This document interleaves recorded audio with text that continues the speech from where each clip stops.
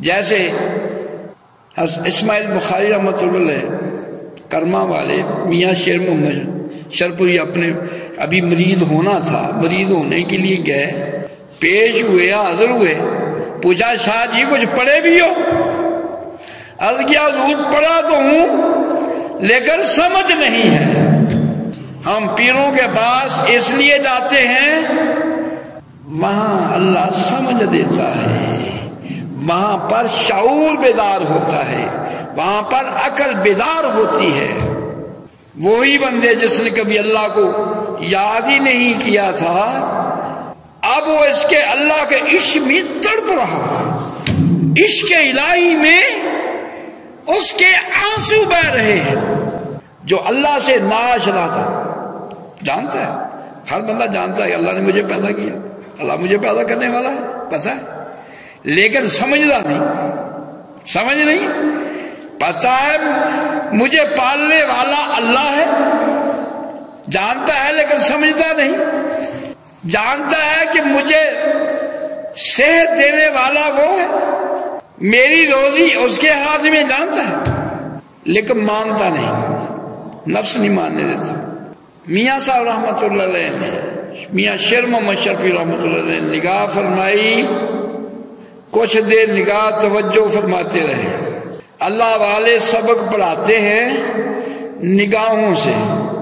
کسی شاعر نے یوں کہا، تو نے پی کتابوں سے، میں نے پی نگاہوں سے، تو نے پی کتابوں سے، میں نے پی نگاہوں سے۔ تو نے علم حاصل کیا کتابوں سے، میں نے علم حاصل کیا نگاہوں سے، اللہ کے ولی کی نگاہ سے۔ تو کچھ دیر توجہ فرمانے کے بعد میاں صاحب رحمۃ اللہ نے فرمایا، شاہ جی اللہ سمجھ بھی دے دے گا۔ اللہ والوں کی جب موج میں آ کر ان کی زبان سے بات نکلتی ہے وہ ایک تاثیر رکھتی ہے۔ جب اللہ والے خوش ہوتے ہیں، موج میں ہوتے ہیں، پھر ان کے منہ سے جو بات نکلتی ہے وہ بہت قیمتی ہوتی ہے۔ آپ نے فرمایا آزی، شاہ صاحب نے آزی انکساری کا اظہار کیا، ورنہ کہتے سرکار میں تو درس نظامی مکمل پڑھا ہوا ہوں، میں نے یہ بھی پڑھا ہے، یہ بھی پڑھا ہے۔ عرض کیا نہیں سرکار پڑھا تو ہوں لیکن سمجھ نہیں ہے۔ پھر آپ نے نگاہ فرمائی، توجہ فرمائی اور ہزکرما والوں کا سینہ روشن کر دیا، اللہ کے نور سے مالا مال کر دیا۔ اللہ والوں کے پاس اللہ کا نور ہے، رحمت ہے، یہ من کرتے بات نہیں ہے، قرآن کی نص سے ثابت ہے۔ من کرتے بات نہیں جو میں بات کر رہا ہوں کہ اللہ والوں کے پاس کیا ہے، اللہ والوں کے پاس اللہ کا نور ہے، اللہ کی رحمت ہے۔ فرمایا ان رحمت اللہ قریب من المحسنین، فرمایا یقیناً اللہ کی رحمت محسنین کے قریب ہے۔ اللہ والوں کے سے اللہ کی رحمت ملتی ہے، اللہ کی رحمت کے خزانے۔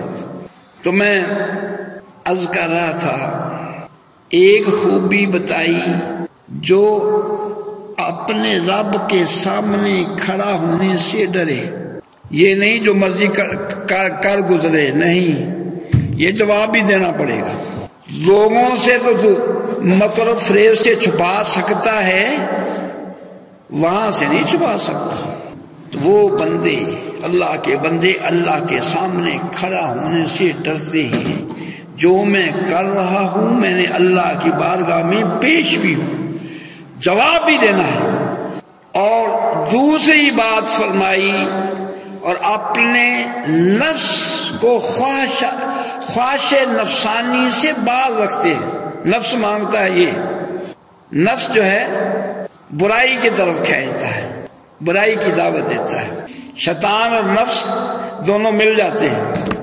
ایک خوبی یہ کہ وہ بندہ ڈرتا ہے، میں نے اللہ کے سامنے پیش ہونا ہے، جواب دینا ہے۔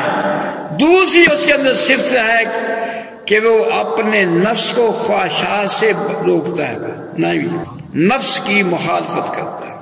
تو فرمایا تو بے شک جنت ان لوگوں کا ٹھکانہ ہے جن کے اندر دو خوبیاں پائی جاتی ہیں۔ اللہ کے سامنے کھڑا ہونے سے ڈرتے ہیں کہ میں نے، ڈرنے سے مراد وہ کام جو اللہ کی